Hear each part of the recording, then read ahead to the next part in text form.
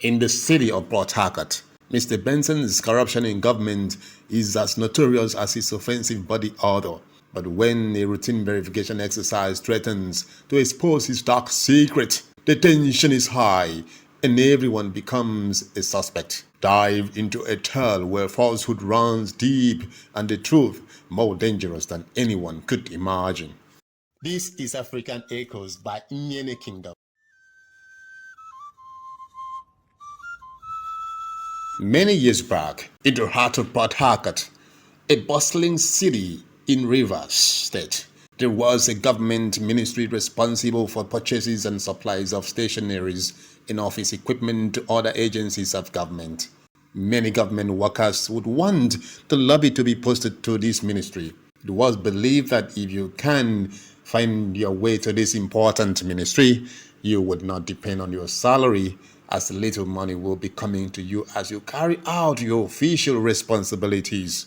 This was because a lot of workers from other agencies coming to collect stationeries or office equipment, and many would dash out money or even bribe the staff to get their stationeries and office equipment faster. However, one department in this ministry was very sensitive and more powerful than others. This was stores and inventory. They were directly in charge of bulk purchases and maintenance of receipts for inventory on behalf of the ministry, and Mr. Benson was the head of this department. Mr. Benson was not famous because he was heading supplies and inventory, no, but his offensive body odor. He was also known for corruption and how he inappropriately related to his female workers to lure them to bed. In fact, his stingy smell was as bad as his bad character. Mr. Benson, at 49 years old, already had a corny, manipulative, and complicated life. He fathered a son and a daughter out of wedlock. His son, Kelechi, lived with him, but he insisted his daughter, Amara, remain with her mother. So none of his baby mamas resided under his roof, as he believed their presence would hinder his promiscuous and bad lifestyle. As the head of the stores department, Mr. Benson had a lot of power, and he used it to get what he wanted. His smell was so bad that people held their noses when he walked by. At some point, people started investigating what would have been the cause of such an offensive body odor. They realized that Benson had a wound around his ankle, and this wound refuses to heal over the years. The people now believe that the wound was responsible for him to smell literally like rotten fish. The only thing that leaves people wondering is the fact that instead for this situation to humble Mr. Benson, instead he was always proud about himself and his job, as if nothing was wrong with him. He will at all times make sure everyone knows that he is the boss. So, one will not know whether to criticize or sympathize with him given his corny, manipulative, and humanizing attributes. Another thing that leads people in their wildest imagination is how Mr. Benson used to get away with any disciplinary case, no matter how strong it may seem. But of course, it was just one of the very norms in our society that is deep in corruption. A society where corruption has office and people work in it. So people understood that corrupt people are everywhere, that used to help him out while he lavished them with money. In Niger, money can do the undoable. One of Benson's main tricks was using blank receipts from sailors to steal money from the government. He will go to any seller of a particular office equipment or stationery and negotiate the price. When the final price is settled, he will tell the seller to sign and tear the receipt and give him without writing any other thing on it. He will now take the receipt and fabricate any amount on it, then pay the vendor and pocket the surplus. In this method, Mr. Benson can write 250,000 naira on the receipt for an item he purchased for 150,000, pocketing the leftover of 100,000 naira. He does this on all items he purchases for the ministry, no matter how small or big the item was. Any vendor or seller who does not want to cooperate will lose him as a customer. Most of the sellers wanted to stay on his good side as far as they are making sales. Some sellers also influence the price of stationery, knowing fully well that Officer Benson won't mind, provided he is given a blank receipt with only signature on it. Mr. Benson was also very good at bribing people. He wanted to keep working even after he was supposed to retire, so he paid people at the main office to change his records, especially his age declaration. This way, he could keep working and controlling the office's money as long as possible. So whenever he feels it was close to retirement, he will run and do another age declaration and change other documents to blend with his new fabricated date of birth. Mr. Benson from records has been born many times. His bribery pattern was very big, making him a tough enemy. He created a web of corrupt people in the ministry that was almost impossible to break, getting more confident with each bad thing he did. In the middle of Mr. Benson's bad actions, a young lady named Ada started working at the ministry. Ada, though from a poor home, was well trained and cultured. She was new to the city and the job and wanted to make a difference. Her honesty and hard work made her stand out. On her first day, Ada was introduced to the team and assigned to Mr. Benson's department. From their first meeting, Ada felt uneasy. His bad smell was hard to ignore, and his creepy behavior made her uncomfortable. But she focused on her work, determined not to let her feelings affect her job. Ada was very young and focused, and continued to stand on the principles her parents taught her. One afternoon, Mr. Benson tried to get close to Ada in a bad way, saying nasty things and trying to touch her. Ada was shocked and scared, not knowing what to do. She was afraid of losing her job or making Mr. Benson angry. Even though she was scared, Ada decided to do something. She chose to watch Mr. Benson closely and gather proof of his bad actions. But she had to be very careful because Mr. Benson was smart and would be watching her too. Mr. Benson, who had a wound on his ankle that wouldn't heal, made his bad smell even worse. This wound hurt him a lot, especially when he wore shoes. Even though the office had a rule that everyone had to wear shoes and dress corporate all the time, he would take them off soon as he got into the office to feel a bit better. This made everyone in the office, especially Ada, very uncomfortable. The bad smell from his feet and the sight of his wound were awful.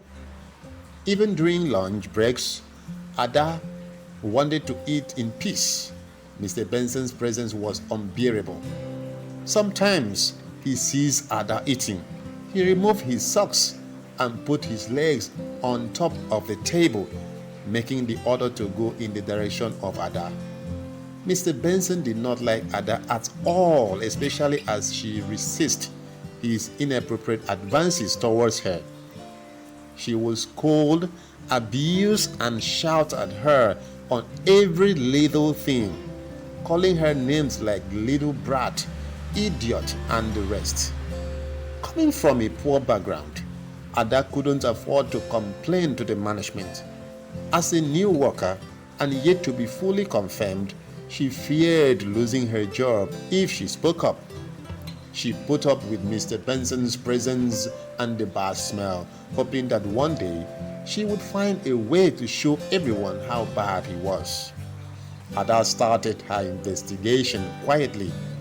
She watched Mr. Benson's interactions with sellers and noted how he handled receipts.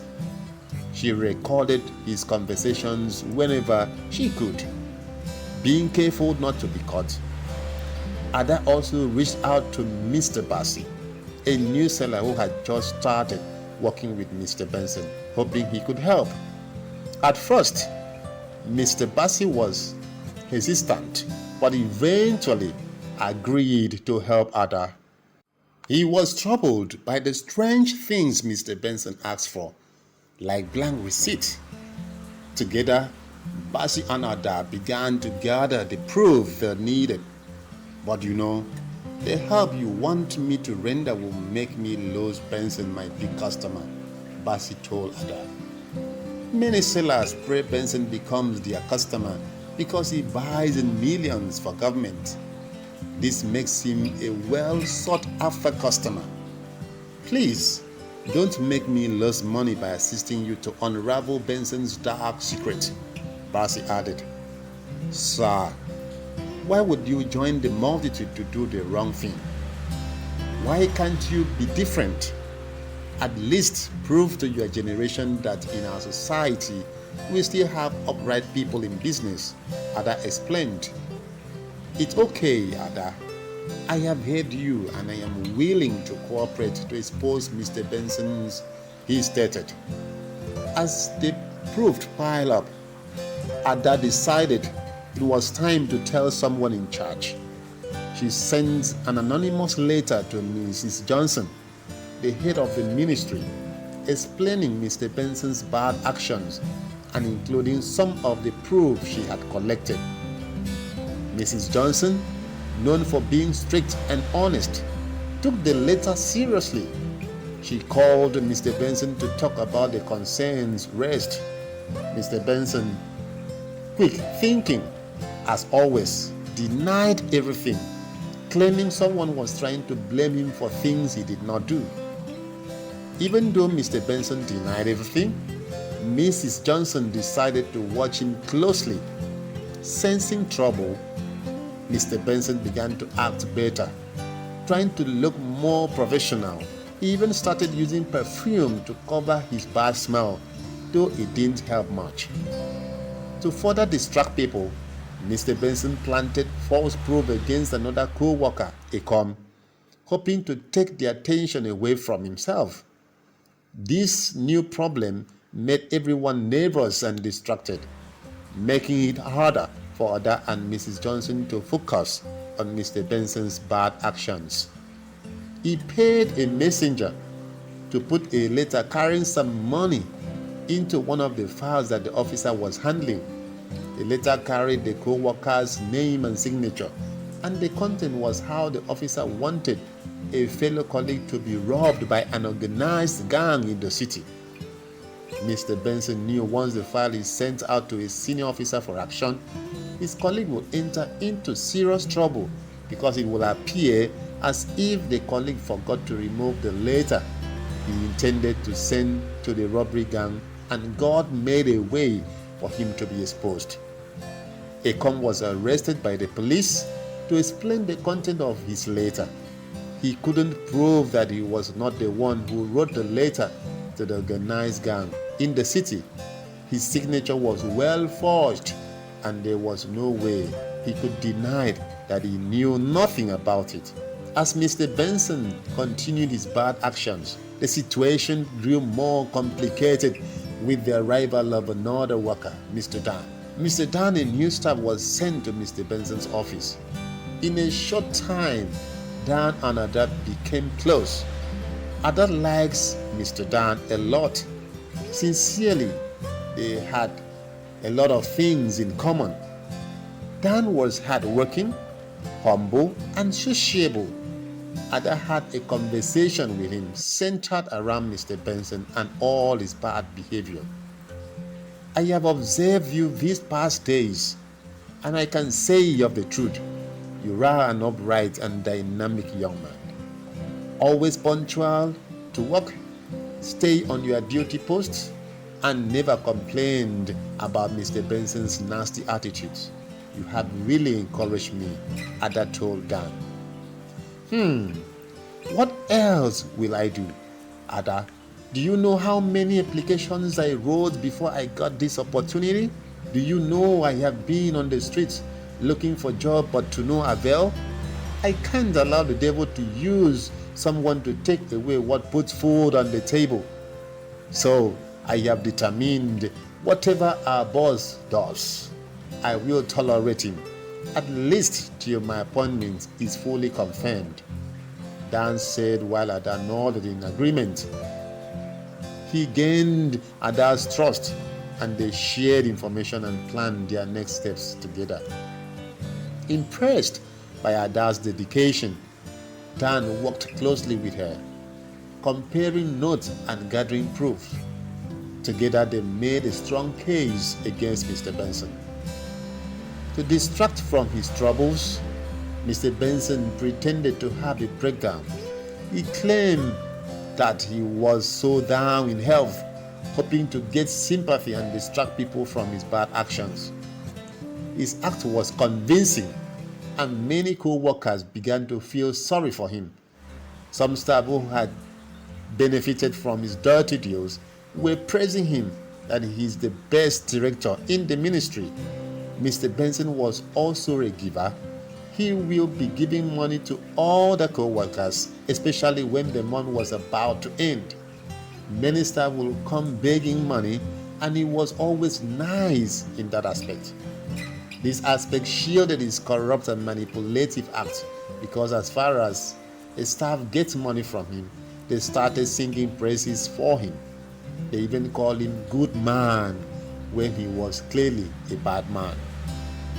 This made it even harder for Ada, Dan, and Bassey to get support for their case. While deep in their investigation, an unexpected supplier, Ecom, emerged. Ecom was known for his honesty and transparency in business. Unfortunately for Benson, who was a relative to Mrs. Johnson, Ecom revealed to Mrs. Johnson that Mr. Benson persuaded suppliers and sellers into providing blank receipts and bribes them to cover his corruption. This information aligned with Ada, Bassey, and Dan's findings. With this help, they uncovered the larger network of corruption. Mrs. Johnson saw the full picture. She informed the management team, who devised a plan to catch Mr. Benson in the act. Ada and Dan, undeterred by distractions, continued gathering evidence. Dan was gathering even more facts than Ada in the short while he was in the stores department. Ada was super impressed at the extra mile Dan went to gather facts and figures. Dan helped compile a comprehensive report ready to confront Mr. Benson. However, he made one last desperate attempt to escape the consequences of his actions. Unknown to Mr. Benson, Ada and Mr. Dan had organized a meeting with the key ministry personnel. They presented their evidence detailing Mr. Benson's corruption. The presentation was thorough, with documents, recordings, and witness testimonies. Through Mr. Dan's effort, Mrs. Johnson uncovered that Benson had been falsifying his age and has been renewing his age through fake age declaration.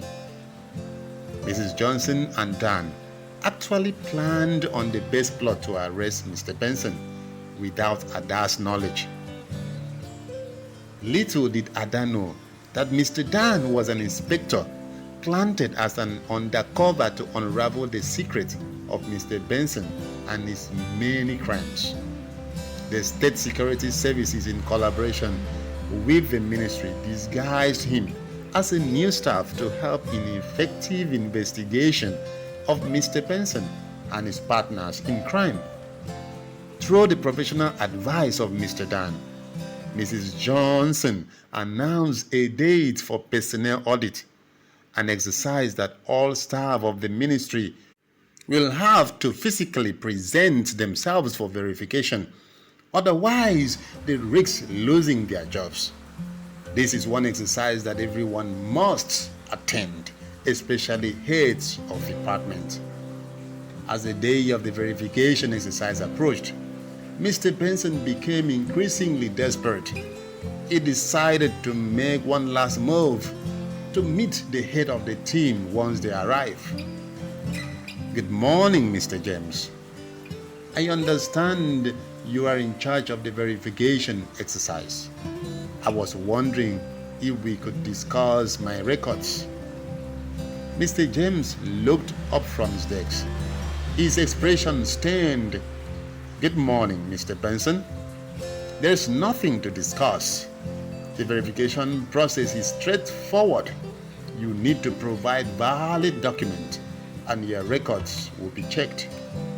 Mr. Benson tried to hide his desperation. You see, there might be some discrepancies in my records. I was hoping we could sort them out. Mr. James raised an eyebrow. Mr. Benson, are you suggesting I overlook discrepancies in your records? That's not how the process works. Mr. James, you don't understand. I have been in this ministry for a long time. I've served diligently.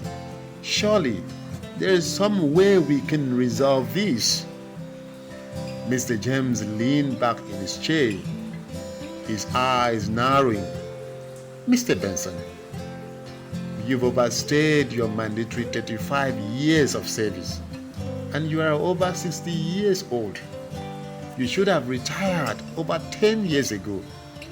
Even if you retire now, you will have to pray that your gratuity will be enough to refund the government.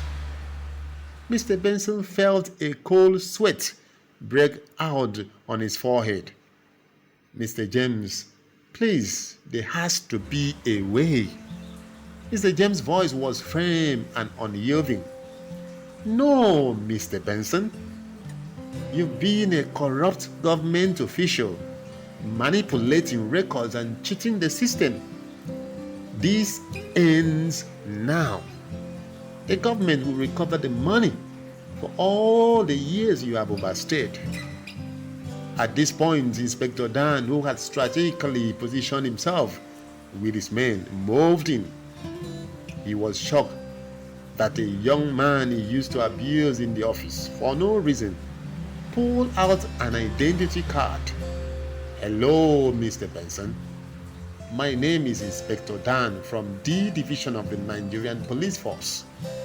You are under arrest for fraud, high-level corruption, and falsification of government records. You may choose to remain silent, as anything you say will be used against you in the court of law. The weight of Inspector Dan's firm words hit Mr. Benson like a ton of bricks. His chest tightened, and he felt a sharp pain. Panic surged through him as he realized the full extent of his predicament. His blood pressure peaked higher than normal, and before he could say another word, he felt himself losing consciousness. Mr. James, Inspector Dan, and other staff members watched in shock as Mr. Benson slumped to the floor. Help! Someone call an ambulance, he shouted, rushing to Mr. Benson's side. Paramedics arrived quickly and took Mr. Benson to the hospital. The news of his collapse spread through the ministry, creating a wave of concern and speculation. Ada, hearing about the incident, felt a mix of emotions. She knew that Mr. Benson's downfall was inevitable, but she couldn't help but feel a sense of sympathy for him. At the hospital, doctors worked to stabilize Mr. Benson's condition. He had suffered a heart attack brought on by the stress and anxiety of his situation. As he lay in the hospital bed, he reflected on his actions and the choices that had led him to this point. With Mr. Benson out of the picture, the ministry began to move forward. Mrs. Johnson, along with Mr. James and other senior staff members, worked diligently to complete the verification exercise. The process revealed several other discrepancies and instances of corruption, which were promptly addressed. Odor, now recognized for her bravery and dedication, was given more responsibilities and a permanent position in the ministry. She continued to work closely with Mrs. Johnson and Mr. James, ensuring that the ministry operated with integrity and transparency. Back at the hospital, Mr. Benson slowly recovered. He had plenty of time to think about his life and the choices he had made. He realized that his pursuit of power and wealth had cost him dearly, not only in terms of his career, but also in his personal life. His relationships with his children and their mothers had suffered because of his actions. The future was uncertain, as he already knew that as recovery peaks, he will leave the hospital bed to the police cell. Kelechi and Amara visited him, bringing a sense of comfort and hope. "Daddy, we just want you to be better," Amara said, her innocent eyes full of concern. Mr. Benson felt a lump in his throat. "I'm sorry, my daughter Amara. I'm sorry for everything. I will make it right, I promise." As Mr. Benson recovered, he began to make amends. He reached out to his children and their mothers, seeking forgiveness and trying to rebuild the relationships he had neglected. He knew it would take time and effort, but he was determined to change. Meanwhile, at the ministry, the atmosphere improved significantly. With the corrupt elements removed, the staff felt a renewed sense of purpose and dedication. Ada and her colleagues continued to work hard, knowing that they were making a difference. Surrounded by his loved ones, Mr. Benson gathered the last of his strength. His voice was weak but determined. "I need to tell you all the truth about my life," he began, his eyes filled with regret. "In my pursuit of wealth and power, I made terrible choices." The room was silent, everyone listening intently. "Years ago, I joined a secret society. They promised me protection, wealth, and power, but it came with a price. They gave me an option to have a stinky wound for the rest of my life in exchange for their protection and success." The children looked at each other, surprised. Mr. Benson continued, tears streaming down his face. "I accepted. That wound on my ankle, the one that never healed, was the mark of my pact with them. It caused me unbearable pain, both physically and emotionally. I thought I could endure it for the sake of power, but it only brought me misery and isolation. I needed to make money because no wealth could be traced in my family," he admitted, his voice filled with remorse. "I wanted to put a stop to that and change the narrative of my family. That's why I joined the secret society, so that whatever I did could scale through without confrontation. I even recruited a few of my staff from other branches. In fact, I successfully initiated 3 of them into the society. I'm sure they too have mortgaged their destinies for their gain. I have wronged so many of you," Mr. Benson said, his voice trembling. "Kelechi, Amara, my other children, and their mothers. I abandoned you all in my selfish quest. I failed to be the father and partner you deserved. Please forgive me." Amara, with tears in her eyes, held her father's hand. "Daddy, we forgive you. We just want you to find peace." Kelechi, trying to hold back his tears, nodded. "We forgive you, Daddy. I hope you can find forgiveness in yourself too." As Mr. Benson lay back, a sense of peace washed over him. He had finally relieved himself of the secret he had carried for so long. He looked at his family one last time. a faint smile on his lips. "Thank you," he whispered. With that, he took his last breath. This is African Echoes by Nyene Kingdom. I know you must have learned one or two things from this story. If that is true, then I get to read it in the comment section. And if you haven't subscribed, what are you waiting for? Become an active member of the Nyene Kingdom by subscribing to our channel and hitting the post notification bell for our next video. God bless you.